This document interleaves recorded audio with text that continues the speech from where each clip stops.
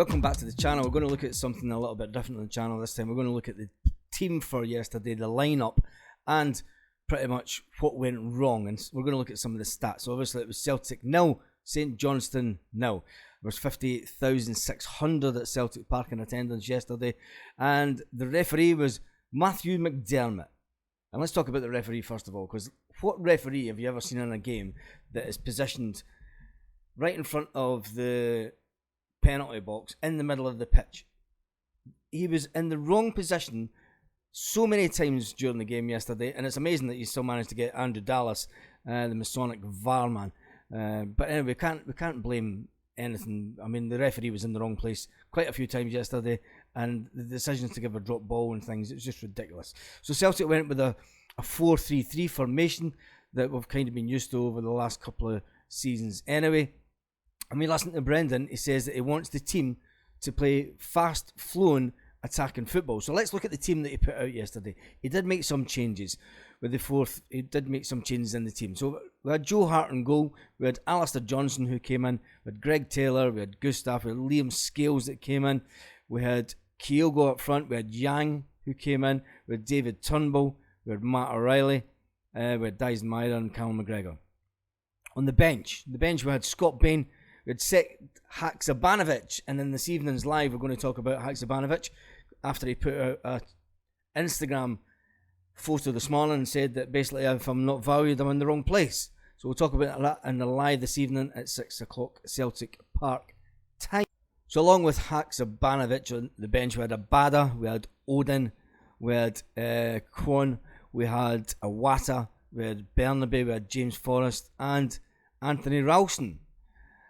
And we know how the game went on, and Matt O'Reilly was the only person to get a booking for Celtic. And then when you look at the players that came on, Haksabanovic comes on for Turnbull. Should Haksabanovic have started, is Turnbull the right player to have out in there on the wing? I think Turnbull plays better through the middle, personally. We had Leo Labada come on for Dyson. It's a strange one that as well. You also had Tony Ralston come on for Alistair Johnson, but that was purely down to getting game time in Alistair Johnson's legs and make sure that he didn't sustain any type of injury.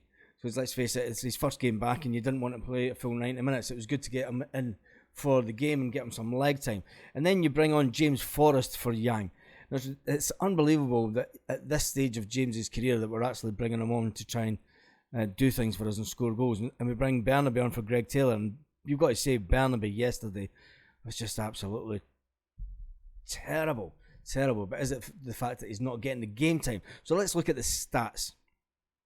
And this is where obviously you've all looked at the stats. You've probably seen them on the television. We had 75% possession against 25% for St Johnstone. We had 19 shots on goal yesterday. We only had 5 shots on target. 5 shots on target, and 3 of them, I think 2 or 3 of them came to Matt O'Reilly. St Johnstone, they had 5 shots on goal and they had 2 on target. So Joe Hart had a 100% save rate because they only had 2 shots on target. And Joe Hart had nothing to do, and I think Joe Hart's enjoying the way that we're playing because he's sitting around doing nothing rather than this passing out of the back. The St Johnstone keeper, who played absolutely out of his skin, but he only had 5 saves to make. There was only 5 shots on target. Out of 19. So you have to say that we're not getting this. We should be getting more shots on target. It's as simple as that. To have only 5 on target was pretty damn awful, especially at home. Now look at the age of the players. I want to look at the age of the players as well, because we are giving the manager a lot of stick, but the manager has said that we need to look at experience. So look at Yang, first of all, he's 21-year-old. Look at James Forrest, he's 32. Kyogo, he's 28. Dyson, he's 25. Abada, he's only 21. Turnbull, he's 24. Haksabanovic is 24. Callum McGregor's 30, one of the older statesmen at the club, along with James Forrest. And then we go on to Matt O'Reilly, who's only 22. Greg Taylor's 25. Bernabe's only 22. Liam Scales is 25. Gustav is only 23. Alistair Johnson's 24. Tony Ralston's 24. And Joe Hart leads them up at 36-year-old. So the average age of the team is around about 23-year-old, which is quite young, and you can understand why the manager's crying out for experience. We knew at the start of the season that we needed to bring in some experienced players, and it seems during this transfer window that we haven't done that. And it's pretty much unbelievable the way the game went. The fact that we did have, all that possession, 19 shots on goal. Tell me what you think of the actual ones on target. We only had 5 shots on target the whole game. Their keeper made 5 saves. 5 saves. And people are saying that Joe Hart saved the day. Joe Hart saved the day by saving us, by making those 2 saves. And they only had 2 shots on target during the whole game.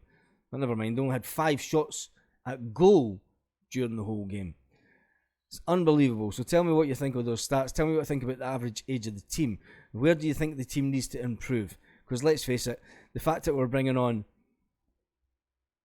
players like Bernabe, who just isn't up to it, we're bringing on James Forrest for Yang. The team is short in quality. When you look back to last year, and people are going to say that Brendan's changed the system, he's playing Kyogo far too far back. Why has he made so many changes to a team? The fact is, any manager that came in after Ange would have changed the formation of the team. That's what managers do. They want to bring in their own style. We can't keep looking back to the last couple of seasons and blaming this manager for changing things so much, because any manager would have changed it. Let's look at more at the way that the manager has now called out the board and basically said, look, I told you when I came in we needed quality. We do need quality to come in. Let's hope that before the end of this transfer window we can bring in the quality. When you look at the formation that we played, look at the St. Johnstone formation. They played a 4, 2 banks of 4, and then 1 and 1. Right? They were going to sit back. We knew they were going to sit back. Brendan Rodgers and the team told the players that this is how St. Johnstone would play. They would sit back. Every team in the SPFL now will probably play a similar formation. They'll play a 5 and a 4. They're probably going to play a 5-4-1. They're going to be so defensive. We have to be able to break the teams down. We can't just go up and pass the ball around. There was no movement at all within our front 3, within the box. There was no movement at all. Kyogo, quite rightly so, should be in and around the 6-yard box. Quite rightly so. And he wasn't yesterday. The amount of shots that went firing across the front of the St. Johnstone goal line, and there was no one there. No one there whatsoever. Do we need a change of formation to play a 3-5-2? Should we really be playing 4 at the back against the likes of St. Johnstone when they're defending so much? Can we then go to a 3? Or is it good that we're playing the 4 at the back and then we're not? But the thing is we're not inverting the fullbacks as much. Definitely not inverting the fullbacks as much. They aren't coming in inside into the middle of the pitch, allowing the likes of David Turnbull and Matt O'Reilly to come further into the pitch. I personally thought Matt O'Reilly had a great game yesterday. He was doing that box-to-box thing, but Callum McGregor needs to get further forward as well. So by not inverting the fullbacks back into the sort of position where Callum McGregor is, when you're not bringing them into that area of the pitch, you're then not allowing Matt O'Reilly to move up to in between Kyogo and Dyson. Dyson for me should have been further out on the wing. We're not using our wingers and getting used right on the touchline. If you want to create more space on the pitch, we need to be using the full width of the pitch, and that's something that we didn't do much yesterday. So tell me what you think about it in the comments. Make sure that you join us for the live and have your say tonight. Sunday, 6 p.m, Celtic Park time.